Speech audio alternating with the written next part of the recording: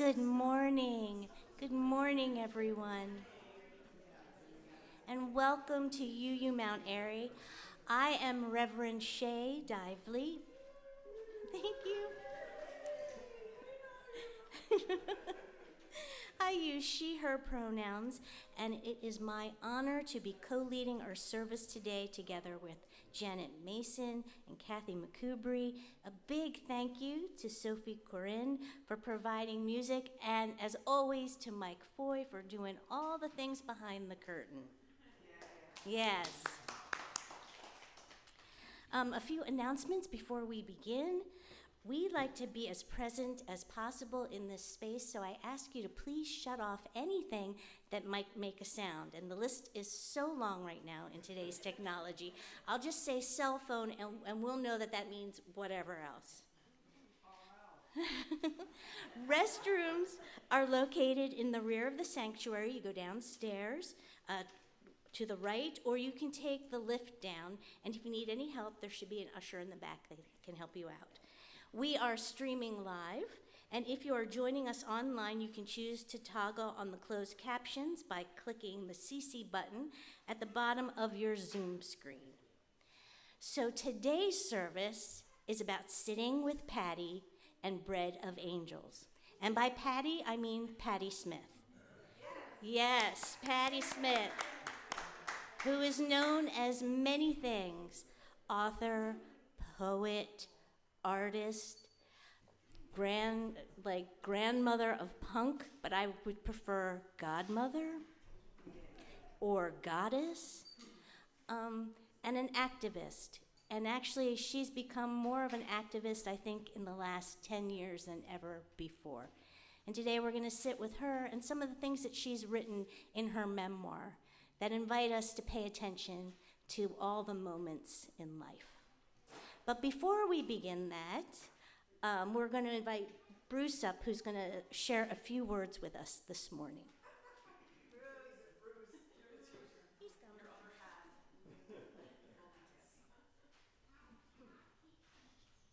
He's coming. Good morning. My name is Bruce Pollock Johnson. My pronouns are he, him, his. I'm a trustee on the board, and we'll be giving you our latest monthly board update this morning. I've been a member here since 1990, helped coordinate our strategy team and coordinate our justice book discussion at the Folk Factory Coffee House with my wife Linda and our 8th principal team about dismantling systemic racism. Highlights from the UUs of Mount Airy in February included a good number of our members and friends attending the Power Affordability Assembly downtown with hundreds of others across the city, a concert by our Restoration Singers Choir and 4 other UU choirs at First Unitarian downtown, singing the Foray Requiem together, and more for hundreds in the audience. A Friday evening potluck to celebrate our history, and a congregational meeting where we approved the strategic plan proposed by our strategy team in collaboration with all of you. Reverend McKinley gave a report at our meeting and mentioned that our footprint and awareness in the neighborhood is growing, with more requests for using our space, that we have an upcoming jazz service in April and a music Sunday in May, and that we will be saying goodbye to our music director, Nate Berge, on June 21st. Sad. He's moving on to new things. He mentioned that we are considering joining the list of official supporters of the new sanctuary movement, but need to deal with some legal considerations before making a final decision. And he reported that we will be trying to send out an email by 9 o'clock in the morning on a Sunday in the future to let us all know if we will be meeting in person or not due to snow or other emergency conditions. We will always meet at least virtually, so you can always count on that. Our music director search committee of Chair Anam Owili Aguirre, myself, Janice Rowland, and Pat Case already has 2 candidates who look promising, so we're hoping the search might be resolved soon. If our religious education program continues to grow, we may consider hiring a special needs assistant, a nursery assistant, and possibly even an overall director, We're always looking for volunteers as well to help out. Our treasurer, Len Reeser, gave a report that our budget is looking okay at the moment. We're about 2/3 or 67% of the way through the church year, but we've received only about 54% of our pledges so far. So if you're able to catch up in your payments, that would be very much appreciated. Len will send out reminders as we get toward the end of the church year in June. And we just received acknowledgement from Vanguard that they should have given us $30,000 in July from the Restoration 200 Endowment Fund that was funded largely by the Bradbirds, and that we should receive it soon. Just a little mistake. On the expense side, insurance is likely to cost several $1,000s more than we budgeted, so that's going to be a little bit of a challenge, but other expenses are pretty much on target. Len mentioned that we worked out a fiscal sponsor agreement with the pantry and have been meeting to figure out how to integrate the pantry fully within the books of the church. In a similar way, the Folk Factory was created as a committee of the church with an independent checking account, but we will be incorporating it within our bookkeeping in the future, largely because payments to artists of $600 or more are supposed to be reported to the IRS when they're under our umbrella. Our stewardship team of Linda Hansel, Jill Salkin, Annie Gaheb, and Beth Orell will be kicking off our stewardship campaign, aka the Pledge Drive, at a stewardship town meeting after church on March 29th, next Sunday, and will conclude on April 12th. The theme is Building a Legacy of Love. The implementation team for our strategic plan consists of myself, Kathy McCoubry, Anam Owili-Aguirre, Laurie Durkin, Len Reeser, and possibly one or two others. If you're interested in being part of that, let one of us know. David Devan will serve as a consultant as needed. The board approved Voices Rising Philly, a progressive activist choir started by our own Jane Hulting, with David Heitler-Clevens and Linda and myself helping to organize it, to meet in our fellowship hall as needed now that the group is too big to meet in anyone's house. We're working on we're going to be singing at the No Kings, by the way, on March 28th at City Hall, so if you're down there, look for us. We're working on a technology task force to find a virtual platform and system for filing our official documents and maintaining archives.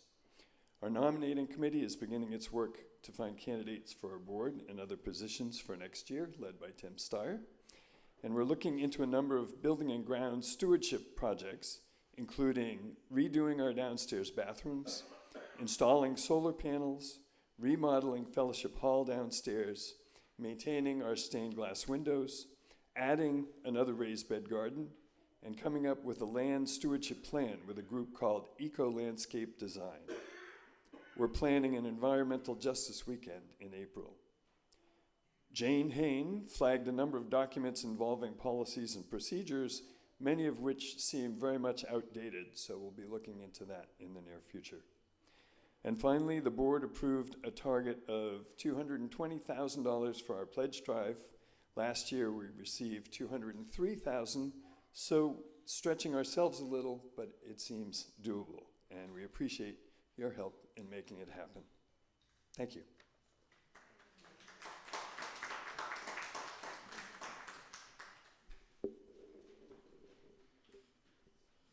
Let's take a moment and breathe in deeply, centering our awareness with one another in this sacred space.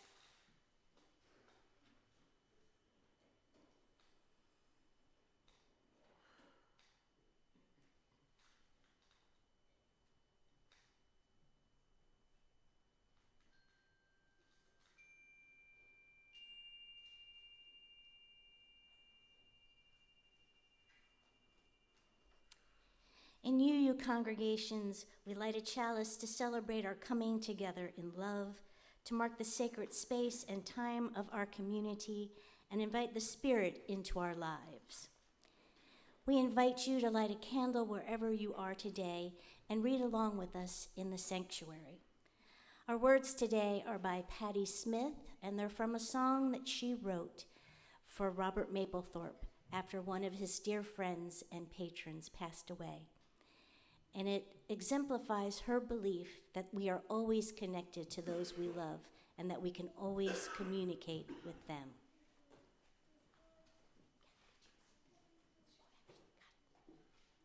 Please join me in saying these words.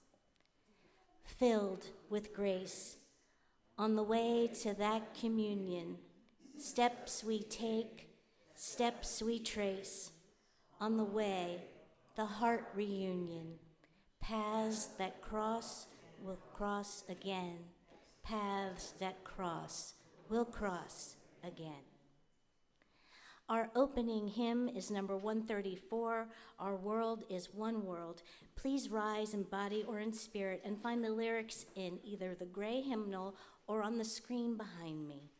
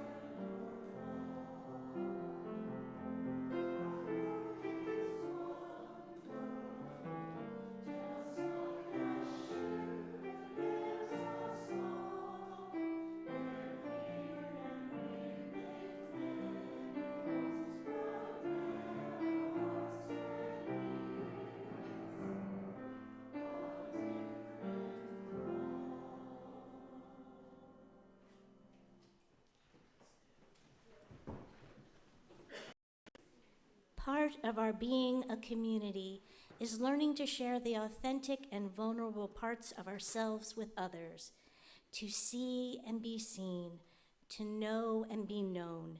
We make space today for that sharing, all of which helps to build this congregation into beloved community.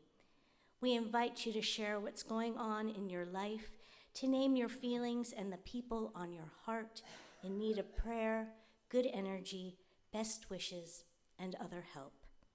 We invite you to get into your body and investigate what emotions you're experiencing, to share them as you feel called so we can help one another hold our joys, our grief, our in-between feelings. We build community by celebrating our good things, mourning our troubles, taking risks, and listening deeply. For our online sharing, we invite you who are on Zoom to share what you're feeling this week and to lift up the names of those about whom you are thinking in the chat. If you would like us to share your joy or sorrow later on, please put the word share in front of it. If you'd like to share something important on your heart, for those of us in this space, please speak directly into the microphone and be mindful that we are broadcasting to the internet. All are welcome to participate in any of these ways, and for those who gathered virtually, Janet will add stones on your behalf. Come, come, whoever you are. The sacred space of deep sharing is open.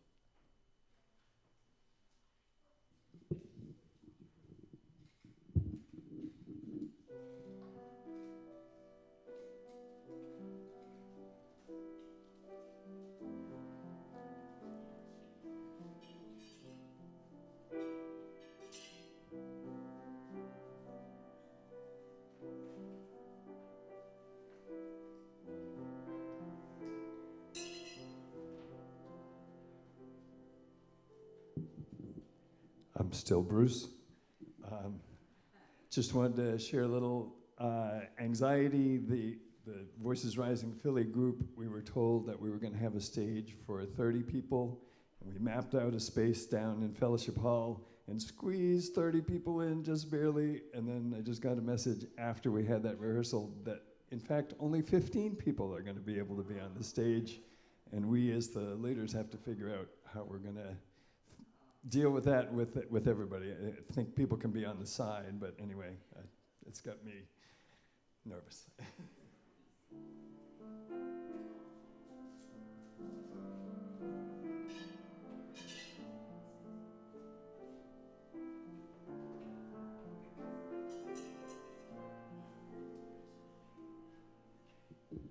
Bernadette, got to be at one of my favorite places yesterday, Columcille Megalith Park, and there was a cacao celebration, which is truly a celebration of the gift of chocolate,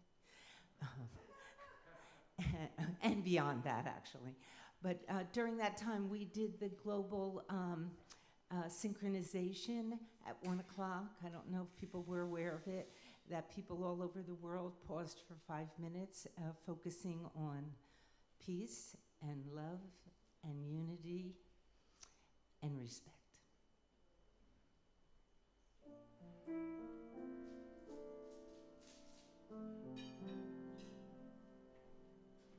Good morning, I'm Jill.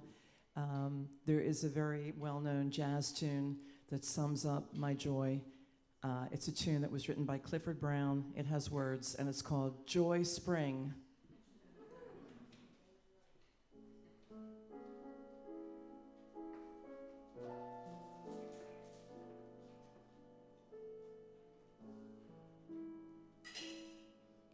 Janet, would you also please add one final stone for all those joys and sorrows not shared out loud, but held in the sacred quiet of our hearts? Thank you. Let's take a moment to breathe into all that this moment may hold for us. Changes and plans that we weren't expecting, joy that filled our hearts unexpectedly. Spring has sprung, today will be warm, and hope that's always nestled within our hearts, though it may be quiet at times.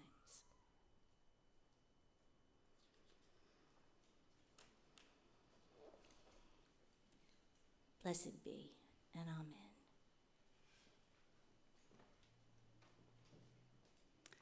We're going to have our story for all ages now, and I want to invite the children to come to the rug with me.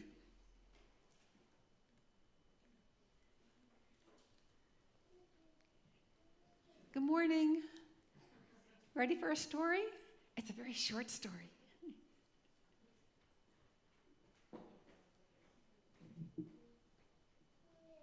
You can have a seat on the rug.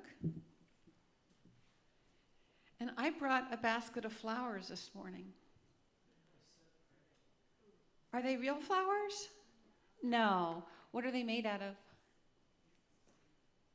Why don't you take one and see if you can tell?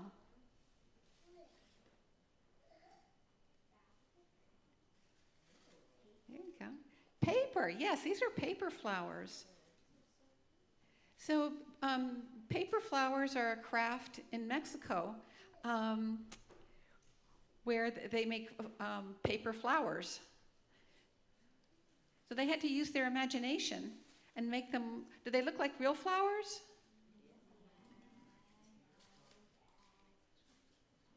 Okay. There you go. Yep. Hey, Francis. Hello. Okay, good. All right. So they're not real flowers. We have to use our imagination that they're like flowers. And we're going to hear a poem this morning called "There is a Flower at the Tip of My Nose Smelling Me." If you hold that flower up to your nose, can you smell anything? Do you smell anything in that flower? No, because they're paper flowers, so we have to use our imagination. If your flower had a smell, what would your flower smell like? A cupcake. Oh, what a wonder. We need a cupcake flower. Any other smells that your flower could smell like?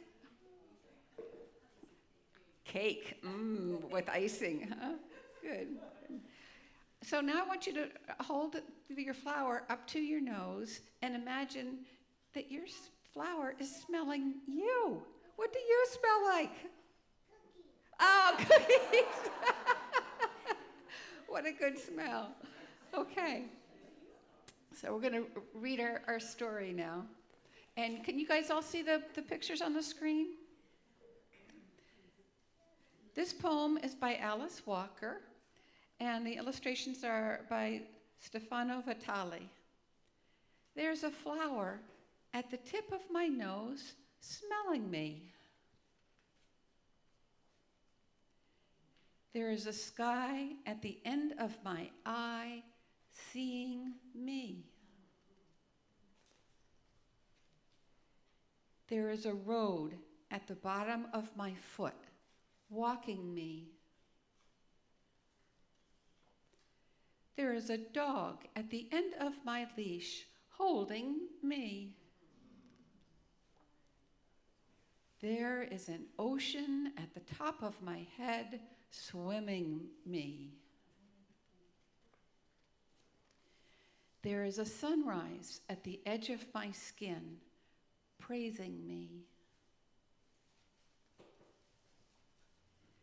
There is water at the tip of my tongue tasting me. Cookies and cupcakes. There is a song deep in my body singing me.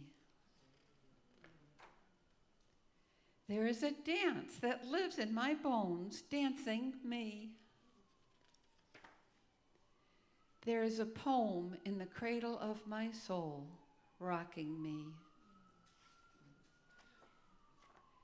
There is a pen nestled in my hand writing me. There is a story at the end of my arms telling me. Okay. And today we're going to learn more about another poet, Patti Smith. So I'm going to ask you to put your flowers back in the basket, and then you get to go downstairs with a song. Thank you. I'm going outside first. Oh, great. Good. Whoop. There we go. Thank you. Good. Okay.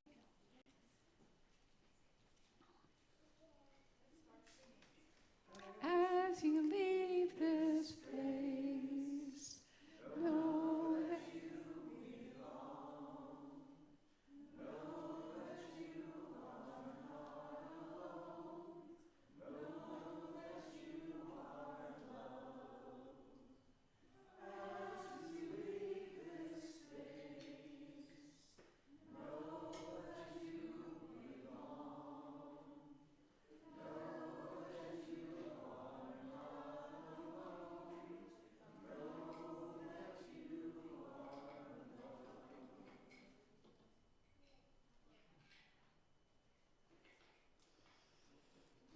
A reading from the book, Bread of Angels.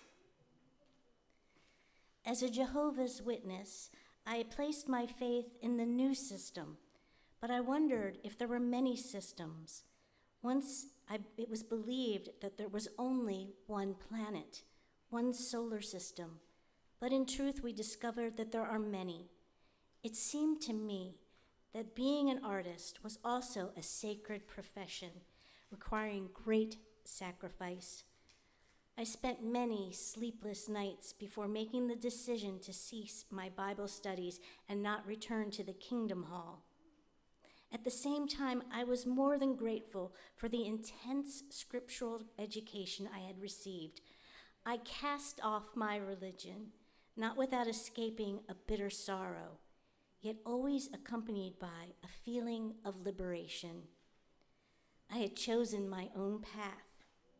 gave my evolving self to art, and decided to prepare myself for the life of an artist, pledging to be steadfast no matter the consequence. Having freed myself from the rubrics of religion, I could think in any way I wanted. The braid of the mind seemed to have many strands winding around each other, containing everything.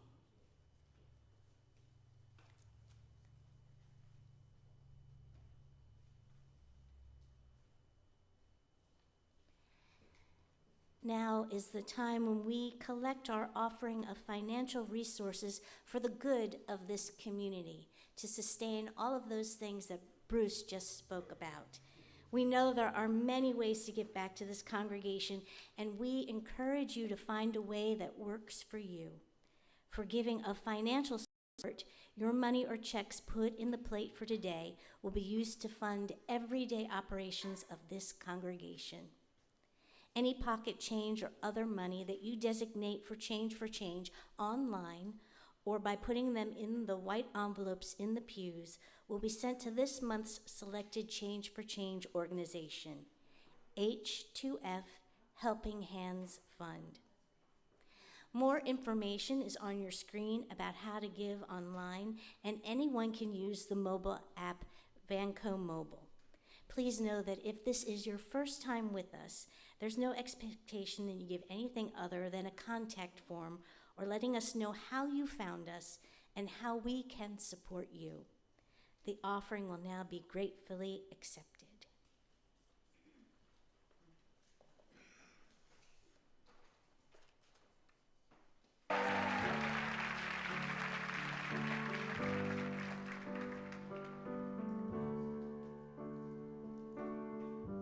Yesterday I saw you standing there with your hands against the pane, looking out the window at the rain. And I wanted to tell you all your tears were not in vain, but I guess we both knew we'd never be the same, never be the same. Why must we hide all these feelings inside? Lions and lambs shall abide.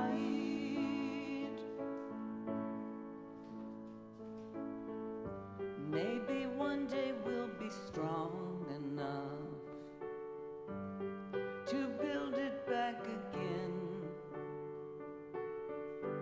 build the peaceable kingdom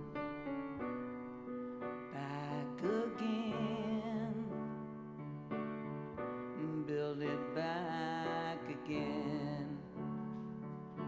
Why must we hide all these feelings inside? Lions and lambs shall abide.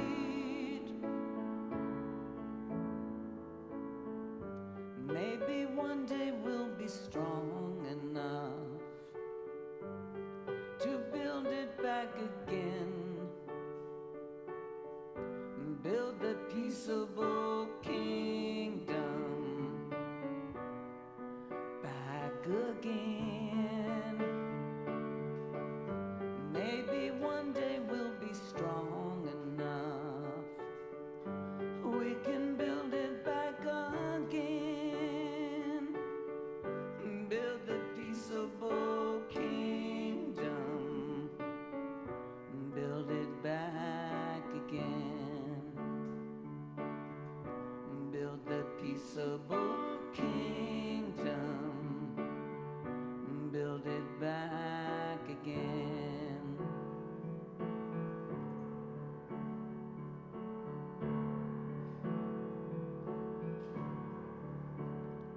I was dreaming, in my dreaming, of an aspect bright and fair, and my sleeping, it was broken, but my dream, it lingered near, in the farm of shining valleys, where the pure air rarefied, and my senses newly opened, 'cause I awakened to the cry that the people have the power to redeem the work of fools upon the meek.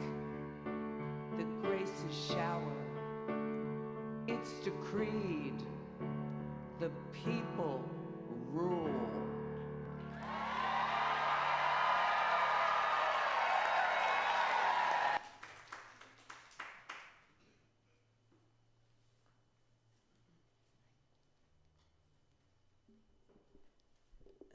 Good morning.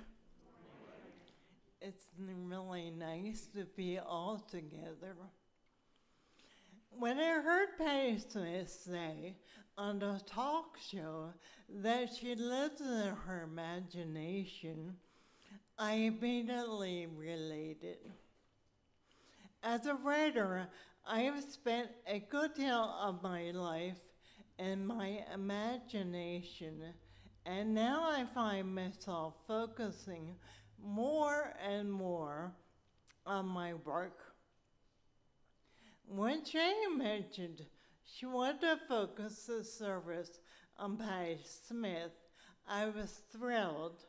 Synchronicity rise again. We have both just read Patti's recent memoir, Bread of Angels. As a writer and as a human being, but mostly as a writer, I pay attention. I pay attention to the voices in my head. I pay attention to how I feel in my body. I pay attention to what I am working on, which most recently involves consciousness and Earth's relationship to the universe. Like Patti Smith says in her song, people have the power. We do have the power to create our own reality. We have the power to change ourselves and the world we live in.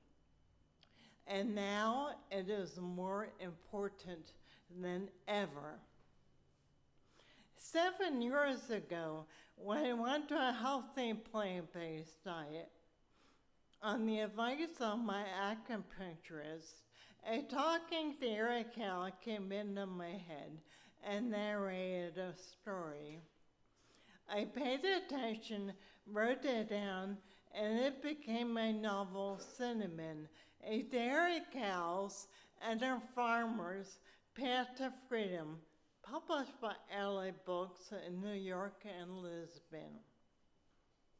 Lately, as a way of tuning into my own power, I've been meditating more.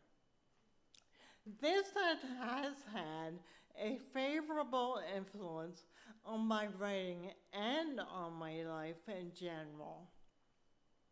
Meditating more makes me feel better, gives me a fair amount of detachment, and at the same time puts me in more touch with my emotions, makes me more courageous, and allows me to go through life as myself. The end result is I feel better and I can better pay attention.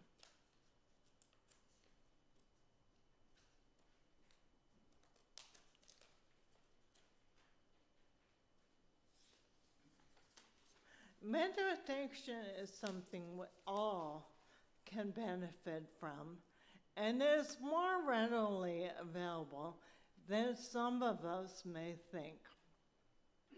A basic practice of meditation is to simply breathe in and out and pay attention to the breath. I found that helps to make short statements to your body, and it is my belief that the body understands and responds to what you say. For example, you could say to yourself, I am part of the quantum field that is everything. I am the song that the universe is singing. I am an important part of the moral arc that is bending toward goodness. And it would all be true. We're all different and changing the world in different ways. Please join me and let's try a brief meditation together. We'll take 3 deep breaths and exhale. If you feel comfortable thinking these thoughts, you might want to put your hands on your heart as you say them to yourself silently. I am part of the quantum field that is everything. I am the song the universe is singing. I am an important part of the moral arc that is bending toward goodness. We'll start after the ring of the bell. We'll start now.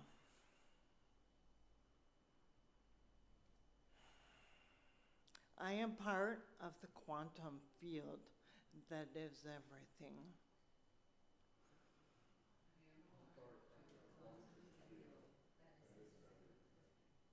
I am the song that the universe is singing.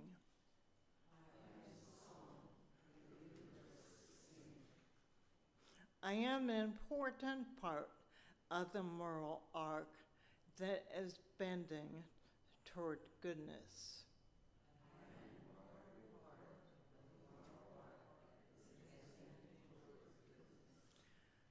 So may it be. Thank you and namaste. May we all pay attention.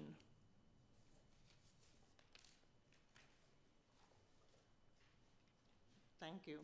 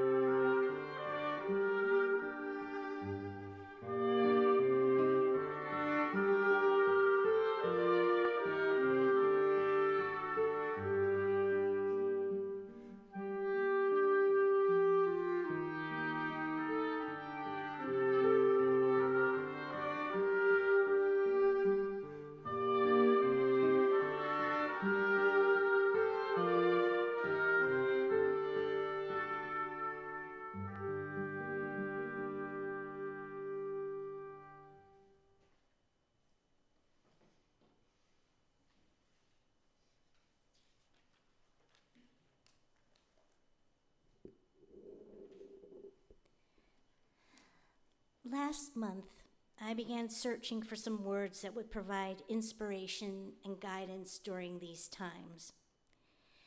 These times where there has been so much disbelief and heartache to carry, and so much to resist, and so much to be angry about.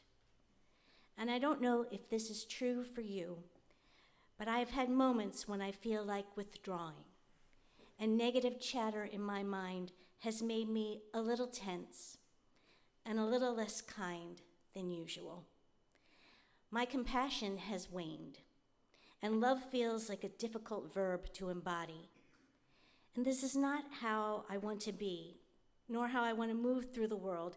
This is not the energy nor the spirit I wish to transmit to others.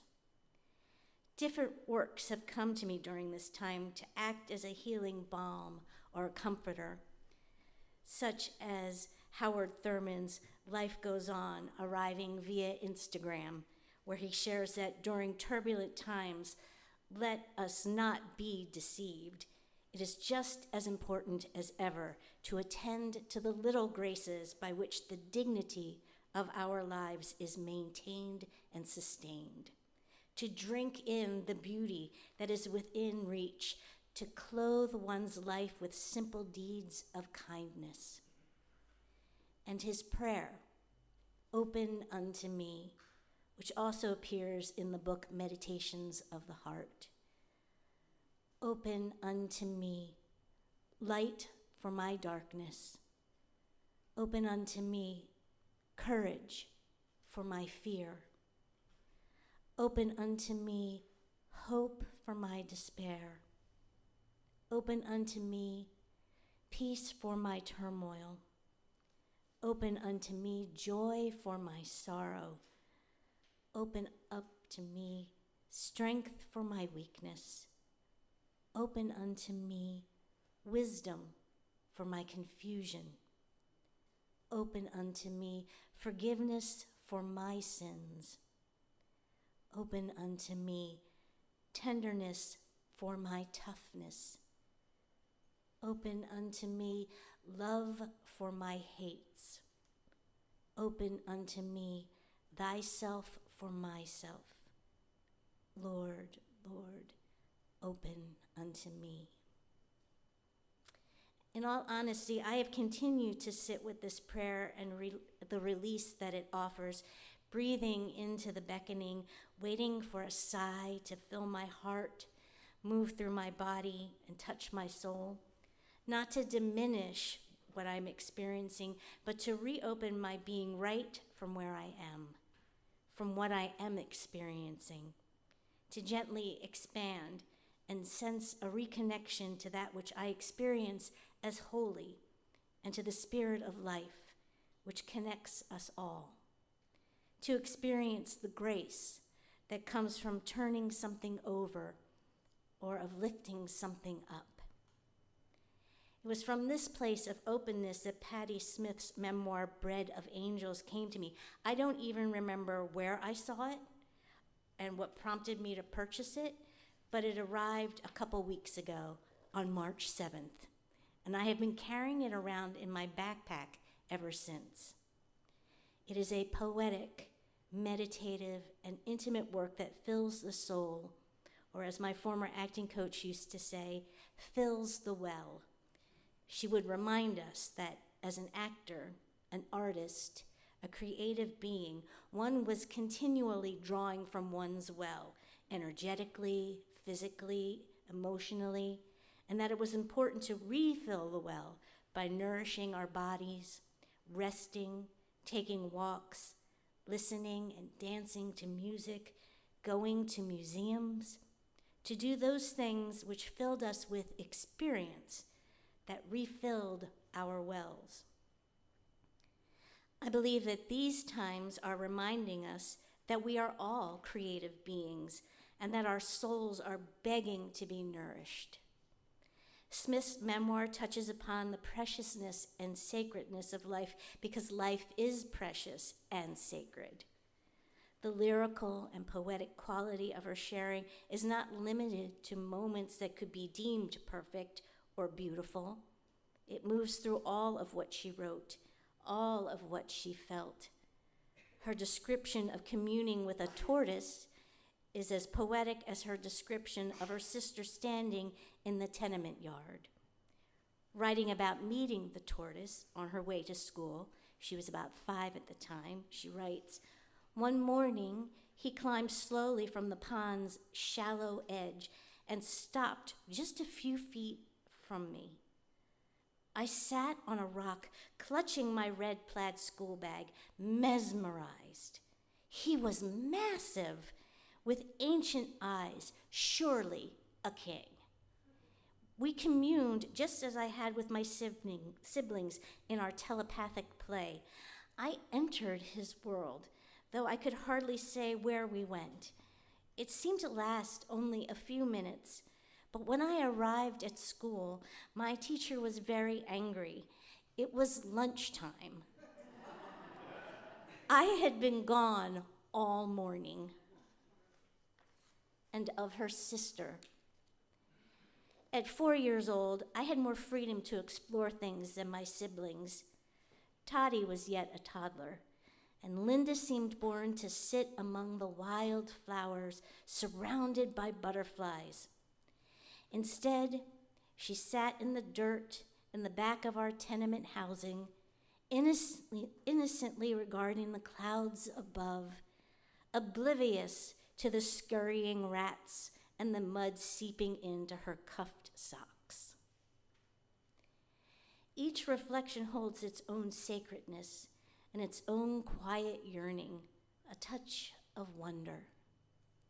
From page to page, Smith shares life and moments with tenderness and vulnerability, with reoccurring phrases and references that reminds us that moments don't just happen and fade.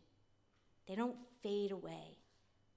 Time folds and unfolds in unexpected and unexplainable ways, being dedicated to exploring the varied moments that life fills lifetimes.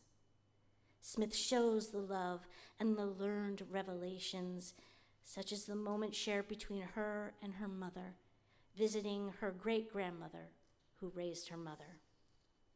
She writes, "She displayed the same lack of affection for me as she did my mother. I watched as my mother scrubbed Grammy's laundry on a washboard, rinsed and hung it to dry, then folded each piece, filling a large basket, without eliciting a single word of gratitude. On one such visit, as we said goodbye, Grammy took a large jar of hard candy out of a glass cabinet and offered it to my siblings, but snapped the lid shut when I reached for one. My mother stood there in silence. I took her hand and said nothing. That night, before she tucked me in, my mother gave me her silver pennies, a precious book of poetry, one of the few cherished remnants of her childhood. I understood the significance of this book and solemnly accepted it. We didn't speak of Grammy's strange behavior, nor the candy, nor the laundry. For some things we needed no words." The slightly battered silver pennies, she continues, was lovingly given at a time of unfettered curiosity, without instruction, save to believe. I labored over the poems and memorized a prayer to the elves and fairies, the mischievous angels of earth. God and the fairies, be true, be true. I am the child who waits for you. Smith's memoir invites us to sit with the moments of our own lives as we are able. Its poetic nature invites us to be curious without demanding that we be curious. Moments from my own life rolled through my mind as I read her words. Being little, and my mom putting my sister and I in our bathing suits so that we could dance in the summer rain. hearing my mom cry after talking with her mother over the phone, which happened almost every time. My dad being my basketball coach and telling me that I was his scrappy player, which made me feel better because I scored 1 point over 2 years. Teaching my brother math on the chalkboard that seemed older than time. Some moments came across the screen in my mind and lingered, while others flashed and disappeared. I've learned to honor what appears and to breathe as deeply as I can. By connecting more with my vulnerability, the deeper I can connect with others. As Brené Brown shared in her TED Talk, to let ourselves be seen, deeply seen, vulnerably seen, to love with our whole hearts, even though there's no guarantee, that's really hard. To say, I'm just so grateful because to feel this vulnerable means I'm alive. To believe that we are enough. Then we stop screaming and start listening. We're kinder and gentler to the people around us, she says, and we're kinder and gentler to ourselves. It also invites our empathy to grow, to witness the traumas, limitations, and honor the life experiences of others. To see the child that was, the child that is within. So may we be so courageous that we open our hearts as we are able to the moments of our lives that come to us, that ask us to pay attention so that we may heal and wish healing for others. May we never forget that each of us has a child within. So you received a circular piece of paper and a pen if you didn't have one with you. And I invite you to breathe for a moment. Maybe some of the words that Patti Smith shared, or maybe something in the story that Kathy read, touched you, reminded you of something in your own life, or something you'd like to bring to your life, because that's just as valid. That should also be paid attention to.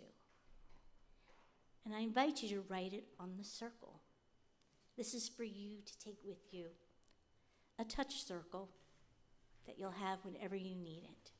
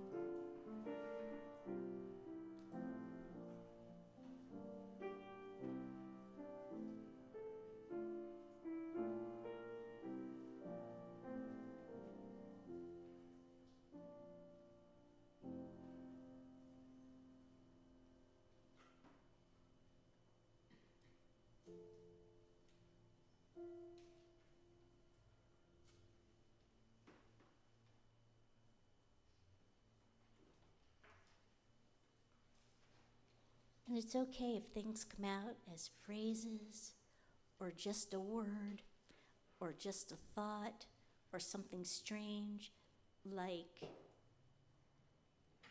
raindrops on concrete. I remember the first time I really smelled that. When it's warm rain, and it's warm concrete, and that smell rises up. We may have some of that this afternoon. I invite you to add to this anytime you want, and if you'd like, I'm sure there's some circles that are still left in the basket. You can take one with you as you wish so that you have spare circles, because I'll just take them home and they'll just look at me. That's what will happen. Thank you for sharing your spirit on your paper.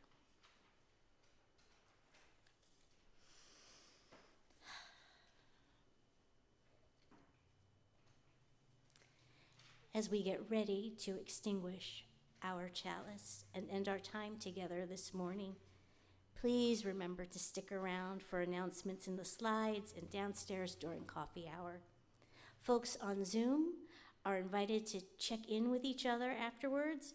For more information about what's going on in the life of this congregation, you can check the weekly newsletter that comes out on Thursdays, or you can peruse the insert in your order of service. And finally, check out the website and social media pages for more important updates.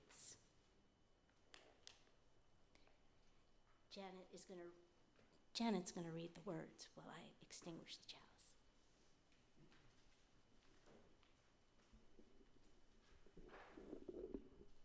Please read with me. We extinguish this flame, but not the light of truth, the warmth of community, our fire of commitment, we carry in our hearts until we are together again.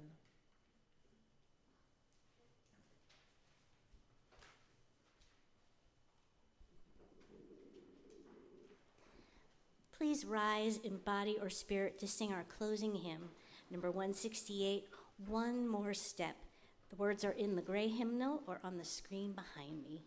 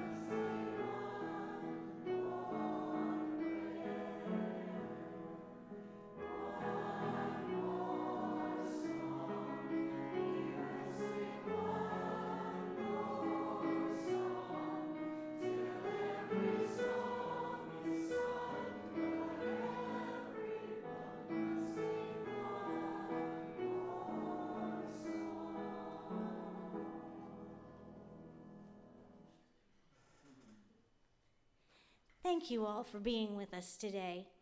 I want to invite everyone to conversation and fellowship after the service. It will be so good to catch up with all of you. And of course, that's in our basement for the coffee hour. Friends online, feel free to hang out with each other and chat with each other after the service. I'm going to read a benediction now that is also written by Patti Smith. Listen. I believe everything we dream can come to pass through our union. We can turn the world around. We can turn the earth's revolution. We have the power. People have the power. The people have the power. I invite you to stay for the postlude. This is Patti Smith singing Power to the People with Choir, Choir, Choir. I don't know if you've heard of this group. They spontaneously get together with one another. They practice for a couple hours, and then they sing with one another. And you'll even catch a little bit of Stuart Copeland doing some noise making. So please stay and enjoy.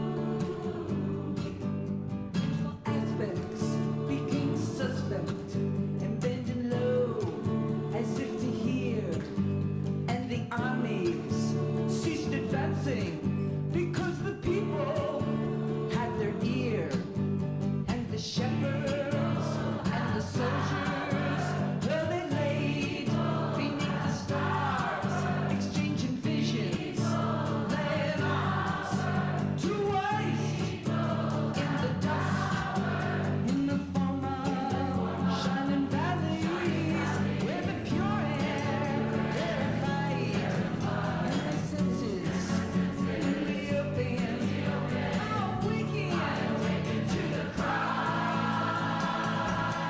People have the power. People have the power. People have the power. People have the power.